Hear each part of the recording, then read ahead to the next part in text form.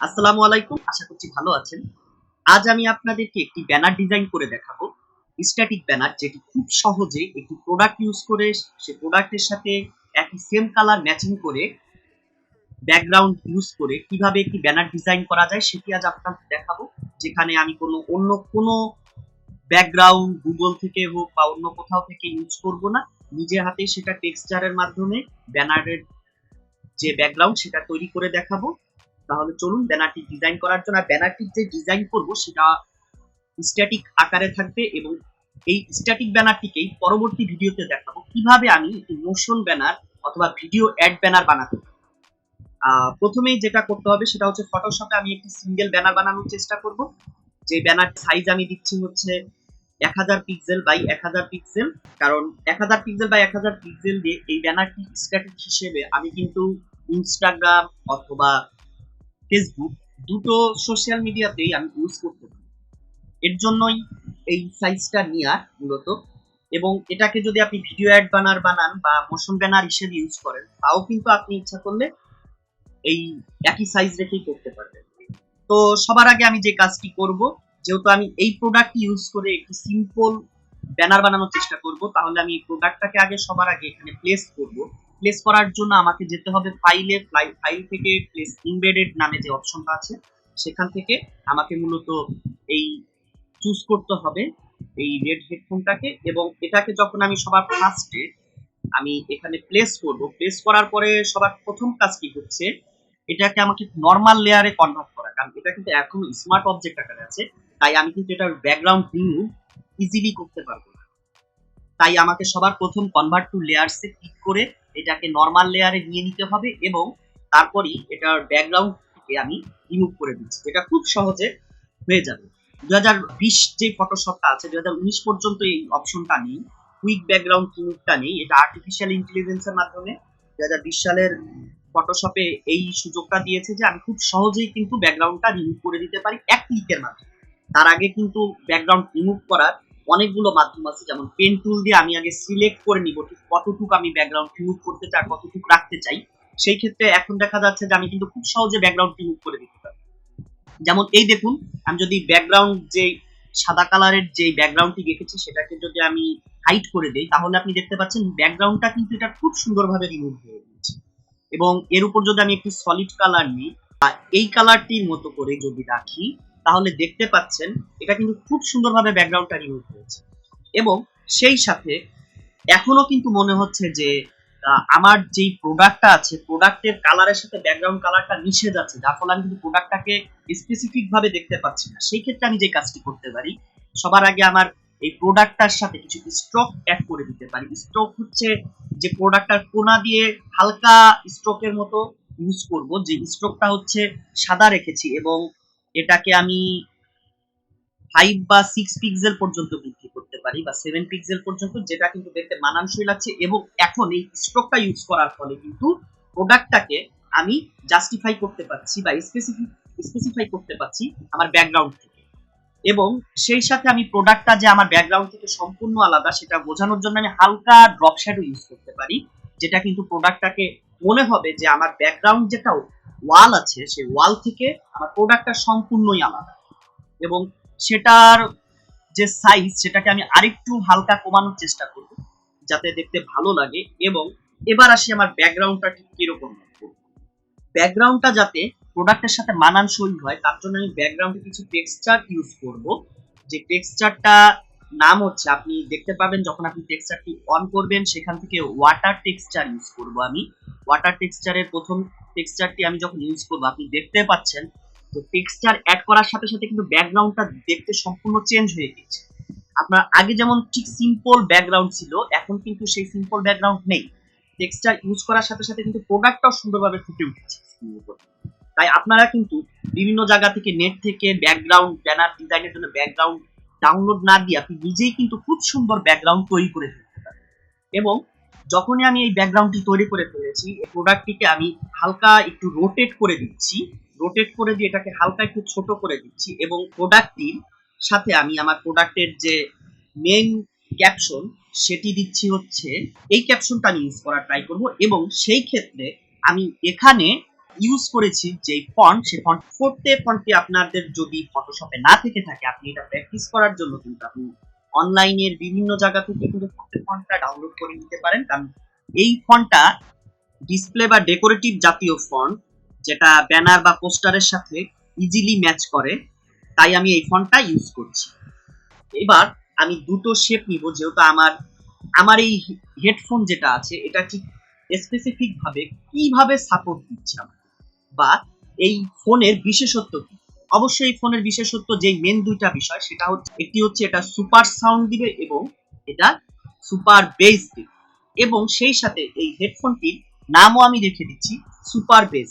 তাহলে আমি সর্বপ্রথম এখানে একটি শেপ নেই এবং শেপটির কালারও আমি ঠিক আগের মতোই সেম কালারটি রাখার চেষ্টা করি, এবং সেই সাথে শেপটি কর্নার আমি একটু রাউন্ড শেপ করে দিব। তার জন্য আমি যে কাজটি করব সেটা হচ্ছে, এখানে আপনি প্রপার্টিস থেকে দেখতে পাবেন কর্নারকে রাউন্ড শেপ করার জন্য আমি কতটুকু ঠিক রাউন্ড শেপ করতে চাই, সেটা কিন্তু আমি নিজের মতো করে নিতে পারবো। এখন এখানে আরেকটা গুরুত্বপূর্ণ বিষয় আছে, একটি কর্নার ধরে চেঞ্জ করার চেষ্টা করি তখন কিন্তু প্রতিটি কর্নারই সমানভাবে চেঞ্জ হয়ে যাচ্ছে। এর জন্য আপনাকে যেটা করতে হবে, আপনি যদি নির্দিষ্ট কর্নার চেঞ্জ করতে চান, এই যে লিঙ্কটা আছে এটাকে আনচেক করে দিতে হবে। কারণ এটাকে আনচেক না করার ফলে আগে একটি কর্নার চেঞ্জ করলে প্রতিটি কর্নার সমান পর্যায়ে চেঞ্জ হবে। তাই আপনি চেষ্টা করবেন প্রতিটি কর্নারকেই আলাদা আলাদা চেঞ্জ করার, যদি আপনি সেটাকে স্পেসিফিক ভাবে একটি কর্নার চেঞ্জ করতে চান। তো সেই ক্ষেত্রে আমি এই কর্নারটিকে জাস্ট চেঞ্জ করে 34 পিক্সেলের মতো দিচ্ছি এবং সেই সাথে এটা স্ট্রোক লাগিয়ে দিব, ঠিক যেরকম আমি হেডফোনটির সাথে স্ট্রোক লাগিয়েছিলাম, যার ফলে এটাকে দেখতে হালকা একটু সুন্দর লাগবে। এবং এটার স্ট্রোকটা আমি একটু কমিয়ে দিব, সেই সাথে এটাকে একটু ড্রপ শ্যাডো ইউজ করব আমি, যার ফলে এবার কিন্তু আমি সুন্দরভাবে কর্নারটিকে আরো স্মুথ করতে পারবো। এই লেয়ারটিকে আমি আমার হেডফোন লেয়ারের পিছনে নিয়ে যাব যাতে এটা ব্যাকে থাকে। এবার এই শেপটাকে আমি পজিশন করব ঠিক এই জায়গাটাতে, এবং এটার আরেকটি কপি নেওয়ার চেষ্টা করব। কপি নিতে আমি কন্ট্রোল জে প্রেস করব, এবং কন্ট্রোল জে প্রেস করার সাথে সাথে কিন্তু আমার এই রেক্টেঙ্গেল দেখতে পাচ্ছেন আরেকটি নতুন কপি হয়ে গিয়েছে। এবং এটাকে আমি ঠিক উল্টো পাশে নিয়ে যাব, এবং উল্টো পাশে নিয়ে এটাকে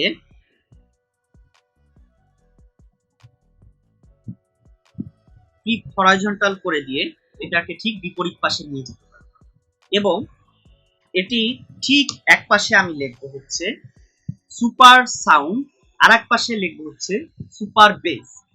সাপোজ আমার এই যে ব্যানারটি আছে, এই ব্যানারের দুইটা বৈশিষ্ট্য আছে, এটা হচ্ছে সুপার সাউন্ড দিব এবং সুপার বেস দিবে। সেই সাথে আমি চিন্তা করলাম যে আমার এই হেডফোনটির নাম হচ্ছে সুপার। যেহেতু এটা আমার কোনো ক্যাপশন হিসাবে ইউজ করছি না, তাই এটাকে আমি একটি ফর্মাল লেটার হিসাবে ইউজ করতে চাচ্ছি, এবং তার জন্য আমি এখানে ইউজ করব মন্টিসেরাট যে ফন্টটি আছে সেটি। এবং মন্টিসেরাট ফন্টের আমি কিছুটা সেমি বোল্ড ভার্সন ইউজ করব, এবং সেটার হালকা একটু লেখাগুলোকে চাপিয়ে দেওয়ার চেষ্টা করব।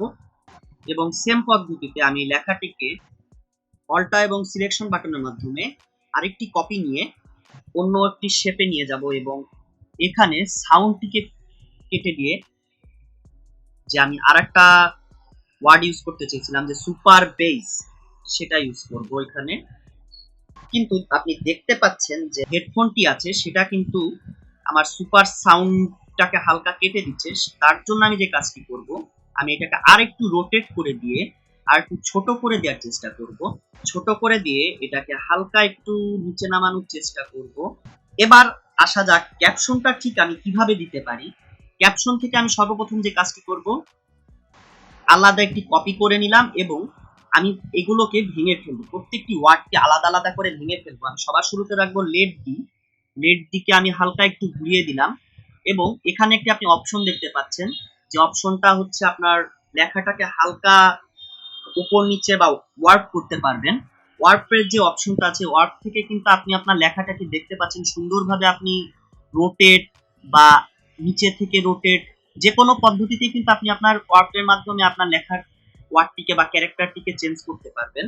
তো এটাকে সম্পূর্ণ রোটেট করে দিলাম, ঠিক যেভাবে আমার হেডফোনটা এখান থেকে ডান দিকে রোটেট হয়েছে সেই সেম পদ্ধতিতে লেট দিকে রাখলাম এবং এরপরই আবার আরেকটি কপি নিলাম এবং যেখানে আমি মিউজিক ওয়ার্ডটিকে কালেক্ট করব এটিকে আমি হালকা একটু বড় করে দিচ্ছি। বড় করে দিয়ে এবার এটাকেও ওয়ার্পের মাধ্যমে আমি হালকা ঘুরিয়ে দিলাম এবং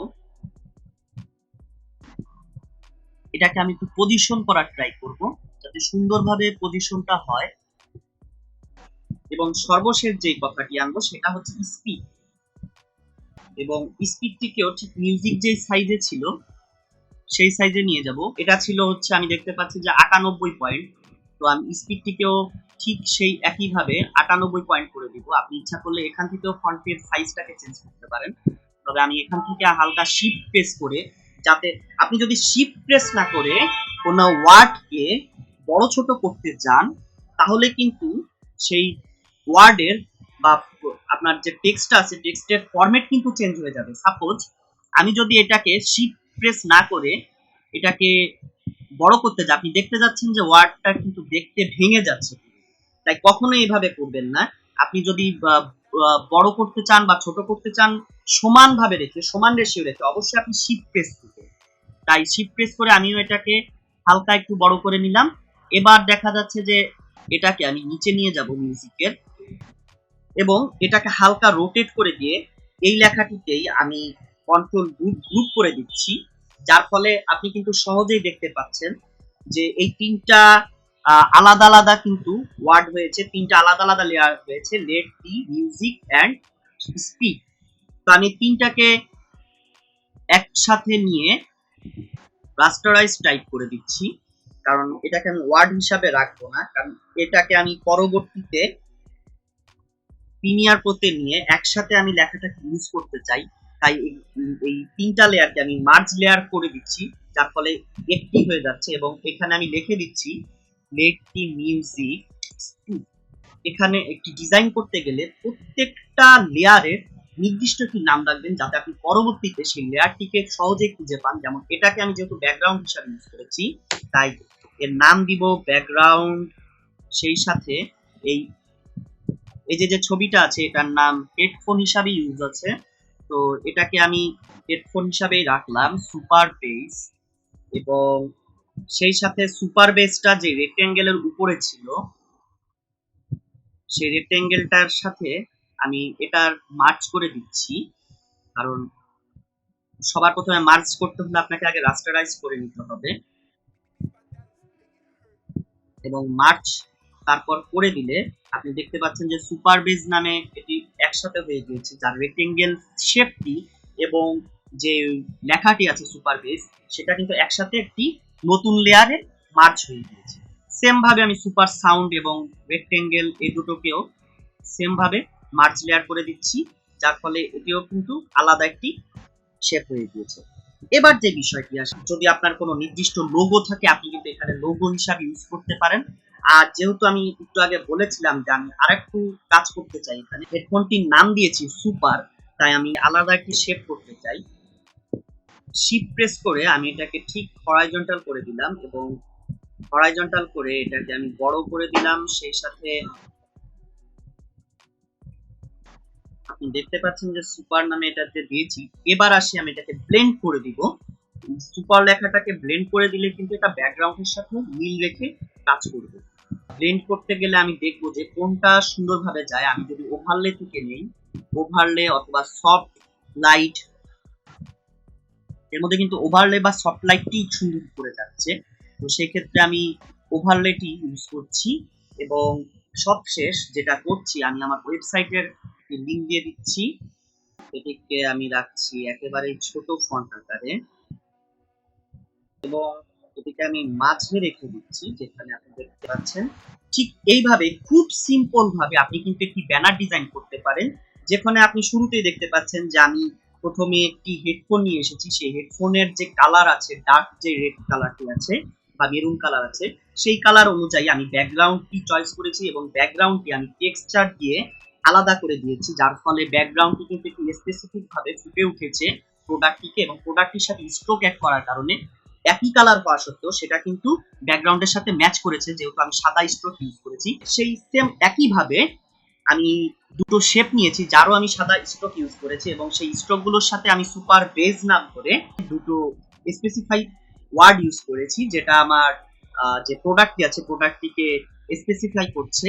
এবং সেই সাথে যেহেতু আমার প্রোডাক্টটির নাম হচ্ছে সুপার, আমি সেই সুপারের একটি বড় অক্ষরে লিখে সেটাকে কিন্তু আমি ব্যাকগ্রাউন্ডের সাথে ব্লেন্ড করে দিয়েছি, যেটা আমার ব্যানারটিকে সুন্দর দেখাচ্ছে। এবং আমার যে মেইন যে ক্যাপশনটি লেট দ্য মিউজিক স্পিক, সেটাকেও কিন্তু আমি রোটেট করে হালকা ওয়ার্ক করে কিভাবে ব্যানারের সাথে বা কিভাবে প্রোডাক্টের সাথে সুন্দর দেখা যায় সেভাবেই কিন্তু আমি এটাকে প্লেস করেছি। তাহলে আপনারা খুব সহজে বুঝতে পারছেন যে কিভাবে একটি ব্যানার মাত্র কয়েক মিনিটের ভিতর আপনি ডিজাইন করে ফেলতে পারবেন। আর এই স্ট্যাটিক ব্যানারটি কিন্তু আপনি যে কোনো ফরম্যাটে ইউজ করতে পারেন, যে কোনো জায়গায় ইউজ করতে পারেন। আমাকে কিন্তু আর অন্য কোনো কিছু আনতে হয়নি, কোনো শেপ বা কোনো জায়গা থেকে কোনো ফরম্যাট আনা লাগেনি। আমি কিন্তু আমার যে ব্যাকগ্রাউন্ডটি রেড কালার নিয়ে নিজের মতো করে টেক্সচারটি ইউজ করেছি। আর সেই সাথে এর পরবর্তী ভিডিওতে আমি আপনাদেরকে দেখাবো এই স্ট্যাটিক ব্যানারটিকেই আমি কিভাবে প্রিমিয়ার প্রোর সাহায্যে একটি মোশন ব্যানার অথবা ভিডিও অ্যাড ব্যানার সহজেই বানাতে পারি। আর তার জন্য আপনাকে সর্বপ্রথম যে কাজটি করতে হবে সেটা হচ্ছে এই ব্যানারটিকে সেভ করতে হবে। আর সেভ করার জন্য আপনাকে প্রত্যেকটি এখানে যে লেয়ারগুলো আছে প্রত্যেকটি লেয়ারকে স্পেসিফাই করে আলাদা আলাদা নামে রাখতে হবে, কারণ আপনি যখন এই ফটোশপটিকে প্রিমিয়ার প্রোতে ওপেন করবেন, ওপেন করার সাথে সাথে আপনি কিন্তু প্রত্যেকটা লেয়ারকে স্পেসিফিক ভাবে ওইখানে দেখতে চাবেন, যাতে আপনার প্রত্যেকটা লেয়ারের কাজ কিন্তু আলাদা আলাদা করতে হবে। তাই এই ফটোশপটিকে আমি সুন্দরভাবে প্রত্যেকটি লেয়ারের আলাদা আলাদা নাম দিয়ে এটিকে সেভ অ্যাজ করে আমি রেখে দিব। আর পরবর্তী ভিডিওতে আপনি দেখতে পারবেন কিভাবে আমি এটাকে মোশন ব্যানার বানাই। ধন্যবাদ ভিডিওটি সম্পূর্ণ সাথে থাকার জন্য। যদি আপনাদের কোনো প্রশ্ন বা মতামত থাকে কমেন্ট বক্সে জানাতে পারেন। এবং আমি দুঃখিত, দিনের বেলা রেকর্ড করার কারণে কিছু নয়েজ পলিউশন হয়েছে বাইরে থেকে। এবং পরবর্তীতে ব্যানার ডিজাইন, গ্রাফিক ডিজাইন বা ফ্রিল্যান্সিং সম্পর্কে আরো জানতে চ্যানেলটি সাবস্ক্রাইব করুন। ধন্যবাদ সবাইকে।